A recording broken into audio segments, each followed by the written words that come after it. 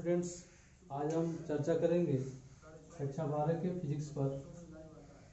इसमें हमने फिजिक्स के सेकेंड पेपर में आपको प्रकाश के बारे में बताया था, दर्पण के बारे में बताया था, प्रकाश का अपवर्तन, परावर्तन इत्यादि सब बताया था।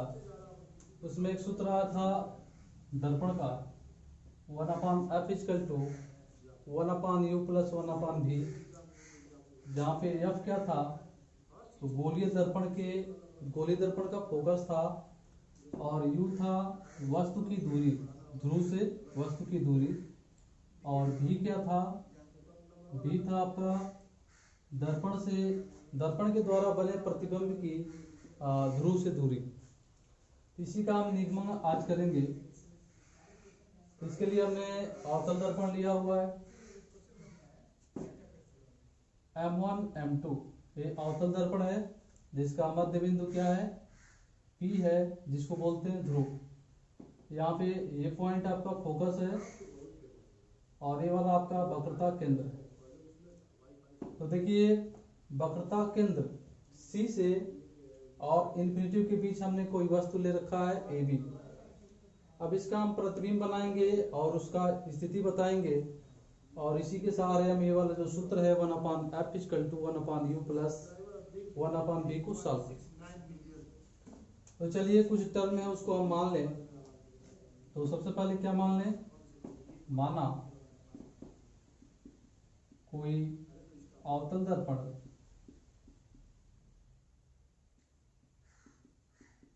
क्या है, तो M1 M2 है,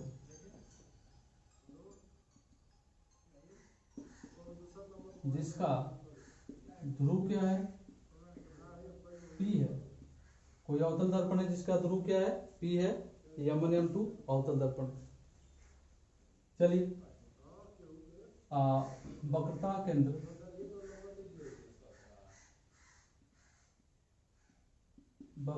केंद्र तथा अनंत के बीच कोई वस्तु ए भी रखी है। तो चलिए प्रतिबिंब बनाते हैं एबी का। तो प्रतिबिंब बनाने के लिए कम से कम आपको 2 रे भेजना होगा। इसका पैर चूंकि मुख्य अक्ष पर है तो इसका प्रतिबिंब तो मुख्य अक्ष पर ही मिल जाएगा। इसके सिर की बात करें तो यहाँ से हमने 2 प्रकाश किरण भेजा। एक प्रकाश किरण मुख्य अक्ष के समांतर गया,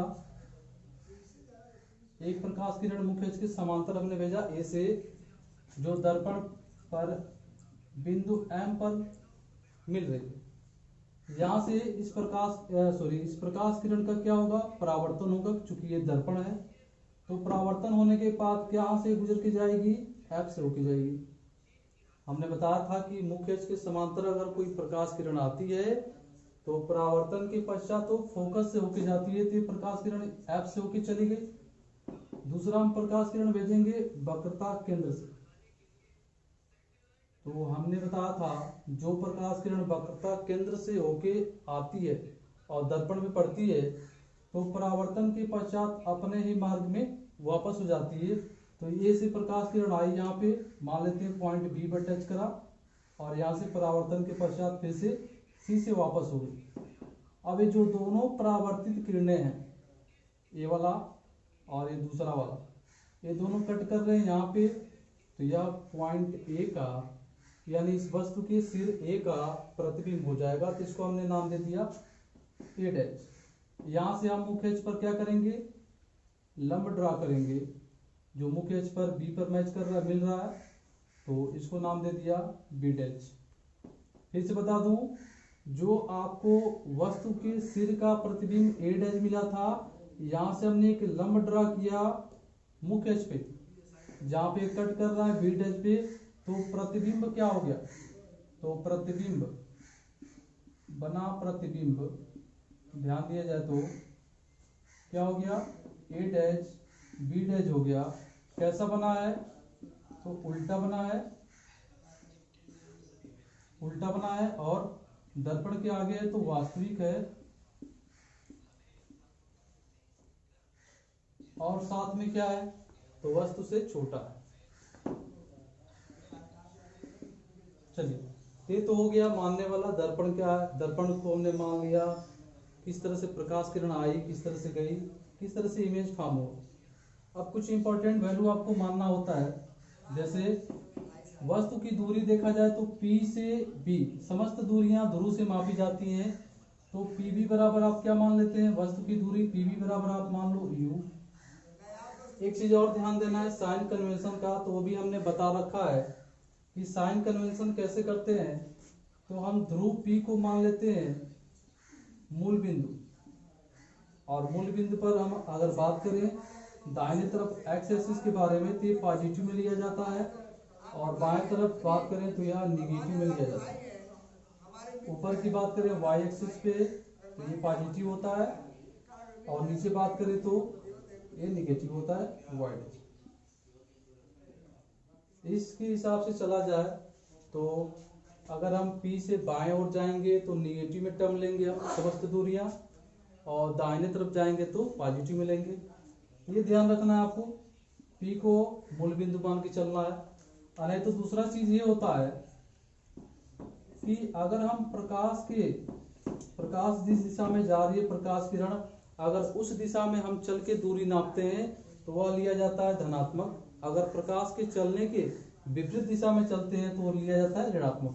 तो एक्चुअली प्रकाश इधर जा रहा है और आप दूरी P से मापना है तो इधर जाएंगे, तो प्रकाश ऐसे और आप चल रहे वैसे, तो माइनस लेना यहाँ से भी सही है। तो चलिए यहाँ पे क्या हो जाएगा, माइनस हो जाएगा। और प्रतिबिंब जो बना है देखा जाए तो PB डैश, तो PB डैश हमने मान लेते हैं कि प्रतिबिंब की दूरी भी है, तो PB डैश भी देख रहे हैं आप उल्टा चल रहे हो प्रकाश की दिशा से, या फिर कहें मूल बिंदु से आप बाएं तरफ चल रहे हो तो ये भी क्या हो जाएगा, माइनस हो जाएगा। इसके बाद बात करें फोकस दूरी यानी PF की, तो PF इक्वल टू क्या लिखेंगे आप, फोकस दूरी होता है F, और यह भी दूरी आप देख रहे हैं बाएं तरफ चल रहे हैं या प्रकाश के विपरीत दिशा में चल रहे हैं, तो ये भी क्या हो जाएगा, माइनस। एक और टर्म होता है वक्रता त्रिज्या PC वक्रता त्रिज्या होता है, एक कैपिटल R होता है, और ये भी क्या है, तो बाएं तरफ है तो ये भी क्या हो जाएगा, माइनस का हो जाएगा। थोड़ा यहाँ चेंज कर देना है, क्योंकि वक्रता त्रिज्या फोकस दूरी का दुगुना होता है, तो हम यहाँ लिख सकते हैं या करके PC बराबर माइनस का 2F। तो हमें 1, 2, 3 और 4 वैल्यू पता है, इसी के सहारे हम इसको सॉल्व करेंगे और ये वाला सूत्र हम निकालेंगे। तो चलिए इसके लिए क्या करते हैं, इसके लिए यहाँ पे देखें ध्यान से, तो ABC एक त्रिभुज दिख रहा है, दूसरा A dash B dash C दूसरा ये हो गया, तीसरा देखें तो A dash B dash F, और चौथा देखा जाए तो यहाँ से आप क्या कर दो, M से एक लंब ड्रा कर दीजिए मुख्य अक्ष पे, इसको नाम दे दिया हमने N। मेरे कहने का मतलब है हमें इसमें त्रिभुज तो बहुत सारे बन रहे हैं, बस 4 त्रिभुज को ध्यान देना है। पहला ABC, दूसरा A dash B dash C, तीसरा A dash B dash F, और चौथा MNF। इन्हीं 4 का सहारा लेते हुए ये सूत्र हम सॉल्व करेंगे। तो चलिए सबसे पहले चलते हैं त्रिभुज ABC तथा त्रिभुज, ये समकोण त्रिभुज है, आपको दिख रहा है, समकोण त्रिभुज ABC तथा समकोण त्रिभुज A dash B dash C में ये जो पास वाली दो रेखाएं, जो पास वाली दो त्रिभुज है, ये वाला एक साथ ले लेना है, और इन दोनों को एक साथ ले लेना है। तो पहले मैं इन दोनों को लिया हूं त्रिभुज ABC और A dash B dash C में। तो चलिए सॉल्व करते हैं। दोनों त्रिभुजों में ध्यान से देखें तो एंगल ABC ये वाला, और इसमें देखें ध्यान से तो angle A dash B dash C, angle A dash B dash C, ये दोनों आपस में बराबर हैं। क्यों बराबर हैं, क्योंकि ये दोनों कोण समकोण है। समकोण का मतलब क्या हुआ, 90 डिग्री। तो चलिए हमने दिखा दिया दोनों को बराबर। दूसरा बताइए, दो लाइनें अगर ध्यान दीजिएगा यहाँ पे, दो लाइनें एक दूसरे को कट करें किसी भी स्थिति में, कैसे भी कट कर सकती है, दो लाइनें कट करती हैं तो उनके जो शीर्षाभिमुख कोण होते हैं, ये वाला शीर्षाभिमुख वर्टिकली अपोजिट एंगल, वो आपस में बराबर होते हैं। अगर ये 60 अंश का है तो ये वाला भी 60 अंश का होगा। अगर ये वाला x डिग्री का है तो ये भी x डिग्री का हो जाएगा। इसी तरह यहाँ भी ये वाला x डिग्री का है तो ये वाला भी x डिग्री हो जाएगा। ये y डिग्री है तो ये वाला y डिग्री हो जाएगा। मतलब दो लाइनें अगर कट कर रही हैं तो उनका वर्टिकली अपोजिट यानी शीर्षाभिमुख कोण क्या होते हैं, आपस में बराबर होते हैं। तो चलिए ये वाला रूल लगाते हैं यहाँ पे। तो आप देख पा रहे हैं कि यहाँ पर यह लाइन और यह लाइन एक दूसरे को कट कर रहे हैं। तो कट कर रहे हैं तो ये वाला एंगल इसके बराबर हो जाएगा और ये वाला एंगल इसके बराबर होगा। इससे हमें लेना देना नहीं है, इससे मतलब हमको, तो हम लिख सकते हैं एंगल बी सी ए सॉरी बी सी ए यानी ए वाला एंगल, और बराबर दिखा सकते हैं दूसरा क्या, बी डैश सी ए dash, angle B dash C ए डैश। ये क्यों हुआ, ये शीर्षाभिमुख कोण।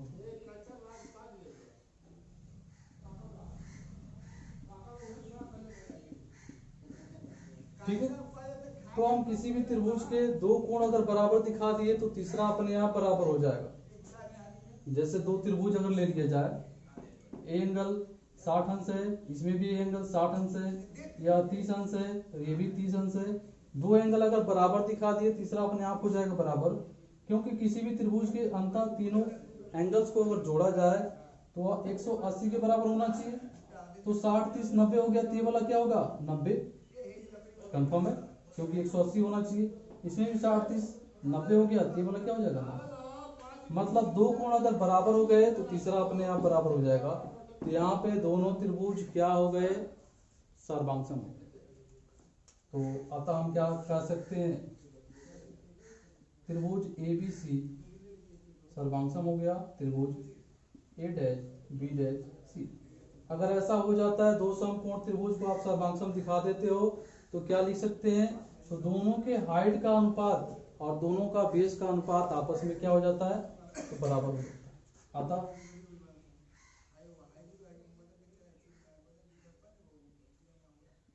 इसलिए क्या लिख सकते हो आप, तो आप लिख सकते हैं दोनों के हाइट का अनुपात। बताइए इसका हाइट क्या है, तो यहाँ पे ए बी है और इसका हाइट क्या है, तो ए डैश बी डैश।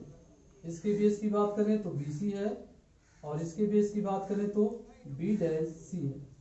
ये दोनों बी डैश सी है। ठीक है, तो ये बन गया आपका इक्वेशन फर्स्ट। तो जिस तरह से इसमें हमने कंपेयर करके वैल्यू को निकाल के समवार्गम दिखा के ये अनुपात निकाले हैं, उसी तरह से इन दोनों त्रिभुजों में हम करेंगे। चलिए ठीक है, तो जो हमने पहला एक समीकरण बनाया था यहाँ पे हमने रख दिया। अब इन दोनों त्रिभुजों में चलेंगे, किसमें, तो समकोण त्रिभुज, समकोण त्रिभुज एम एन एफ तथा दूसरा वाला है ए dash B dash C, sorry ए डैश बी डैश एफ। चलिए इन दोनों में चलते हैं, किसमें, एम एन एफ में और ए डैश बी डैश एफ में। यहाँ भी वही बात होगी। देखिए एंगल्स की बात करें तो एंगल एम एन एफ बराबर है angle A dash B dash F, A dash B dash F, क्योंकि ये वाला भी 90 डिग्री है और ये वाला भी 90 डिग्री है। तो यहाँ पे लिख सकते हैं समकोण। फिर आगे बात करें दूसरे का, यहाँ भी वही बात है। यहाँ पे एक लाइन ध्यान से देखें मुख्य अक्ष को, और दूसरी लाइन एम ए डैश को देखें, ये दोनों कट कर रही हैं। तो कट कर रही है तो शीर्षाभिमुख कोण आपस में बराबर होने वाले हैं। तो यहाँ भी दिखा सकते हैं, तथा एंगल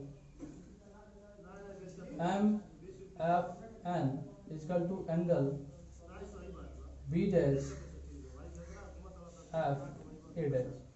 क्यों बराबर हो गए, तो शीर्षा विमुख कोण। अब ऐसा हो गया तो हम क्या लिख सकते हैं, अतः त्रिभुज एम एन एफ त्रिभुज ए डैश बी डैश एफ इसलिए वही पुराना वाला काम करना हमको। इन दोनों त्रिभुजों का हमने सर्वांग दिखा दिया। दोनों त्रिभुजों के हाइट का अनुपात और बेस का अनुपात बराबर हो जाएगा। तो इस त्रिभुज का हाइट हो गया mn और इस वाले त्रिभुज का हाइट हो गया 8h पीटर। देख पा रहे हैं कि इस त्रिभुज का जो हाइट है mn हो गया और इसका हो गया 8h बीटर। अब बेस की बात करें आधार की, तो इसका आधार है nf और इसका आधार हो गया आपका b'(f). थोड़ा सा इस वाले में कुछ चेंज करना होता है हमको।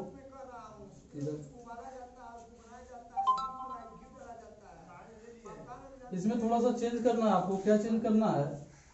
तो ये पहले जैसा हो जाए तो कुछ चेंज करेंगे। जैसे क्या आप जानते हैं कि रेखा, बात करें रेखा या किरण AB की, सॉरी AM, वो क्या है?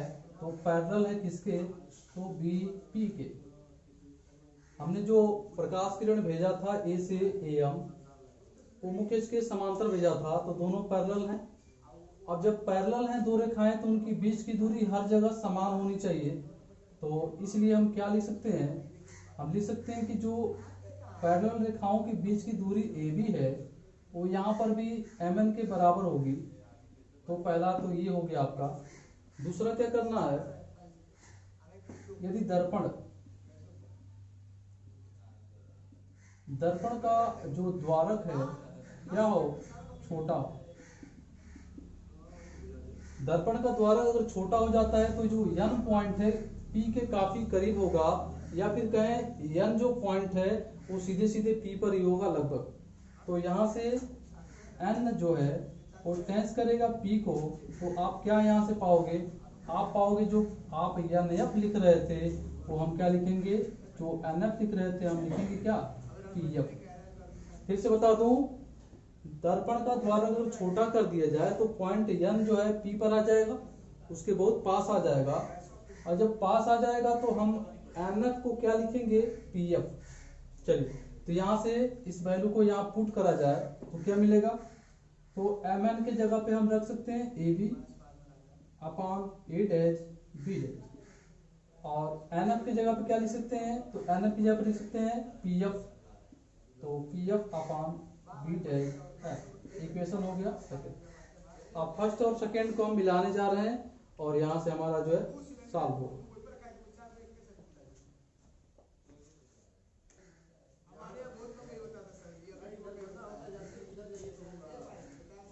चलिए, अब हम समीकरण 1 और 2 को ध्यान से देखें तो इसका LHS जो हमने अभी समीकरण बनाया है दोनों त्रिभुजों के सहारे, समीकरण 1 और 2, तो दोनों का LHS बराबर है तो RHS भी बराबर होना चाहिए। यार मैं कहूँ 2 + 3 = 5 होता है, या फिर 4 + 1 = 5 होता है, तो ये बराबर है। तो ये दोनों भी आपस में बराबर होने चाहिए। होने चाहिए क्या? होंगे ही। तो चलिए, LHS बराबर है तो RHS को हम इक्वल करने जा रहे हैं। तो यहाँ से हमको क्या मिलेगा? BC upon B'(C) = AB upon A' B'। ठीक है, अब यहाँ से इसकी हमें जरूरत नहीं है। अब सॉरी, यहाँ से BC अपॉन B'(C) हो गया और यहाँ से PF अपॉन B'(F). अब इसकी जरूरत नहीं है हमें। अब हम क्या करेंगे? हमारे पास 4 वैल्यू पता है, 1 2 3 4। ये जो हमारा इक्वेशन बना है इसको इसी में तोड़ने की जरूरत है। इसी में तोड़ेंगे तो हमारा आंसर आएगा। तो देखिए, BC की वैल्यू पता है कि नहीं चेक करें तो नहीं पता है, तो BC को क्या लिख सकते हैं? तो फिगर को ध्यान से देखना है। ये रहा आपका BC। तो BC को कैसे तोड़ेंगे? तो हम इसको लिख सकते हैं PB माइनस PC। अगर मैं पूरा PB में से PC को घटा दूं तो ये आपका BC बचेगा। आप अच्छे से फिगर बना के आप तोड़ेंगे, समझ में आ जाएगा आपको। यहाँ मैं लिख सकता हूँ PB में से पूरे में से PC घटा दिया जाए तो आपका BC हो जाएगा। B'(C) नीचे लिखा हुआ है, तो B'(C) भी हमें नहीं पता है तो इसको भी तोड़ना पड़ेगा। तो B'(C) आपका ये रहा, तो मैं पूरा PC लूंगा और PB' घटा दूंगा। हमने पूरा PC लिया और PB' को घटा दिया। PF की वैल्यू हमें पता है, इसको नहीं तोड़ना है, ऐसे रहने देना है। B'(F) ये रहा आपका B'(F) या दूरी। तो हमने पूरा लिया और इतना घटा दिया। फिगर बना के फिर से कर रहा हूँ, आप तोड़ेंगे समझ में आएगा। तो पी बी डैश हमने लिख दिया यहाँ पे और इसमें से पी एफ घटा दिया। हमें बी डैश एफ चाहिए था, हमने पी बी लिया और पी एफ घटा दिया। चलिए अब वैल्यू रख देते हैं। पी बी का मान है माइनस का यू, हमने रखा माइनस का यू, माइनस पी सी का मान है माइनस का 2f, पी सी का मान है माइनस का 2f, तो यहाँ पर रखेंगे माइनस का 2f। पी सी का मान है आपका फिर से माइनस का 2f, तो माइनस का 2f minus P B dash का मान है माइनस का b, ब्रैकेट लगा के माइनस का b। पी एफ का मान है माइनस का f, तो माइनस का f रखा हमने। पी बी डैश का मान है माइनस का b, तो माइनस का b रखा। पी एफ का मान है माइनस का f, तो ध्यान देना इसको भी ब्रैकेट में माइनस का f। डबल साइन आए तो आप ब्रैकेट में रख लेंगे, सॉल्व करने में आसानी होगी। यहाँ आगे देखिएगा हो जाएगा माइनस का u और माइनस माइनस प्लस 2f, नीचे क्या हो जाएगा माइनस का 2f माइनस माइनस प्लस का v, और इधर देखिए तो माइनस का f अपान माइनस का v प्लस का f हो जाएगा। अब हमने क्या करना है तो क्रॉस मल्टीप्लाई कर देना है, इसका मल्टीप्लाई ऊपर और इसका मल्टीप्लाई यहाँ ऊपर।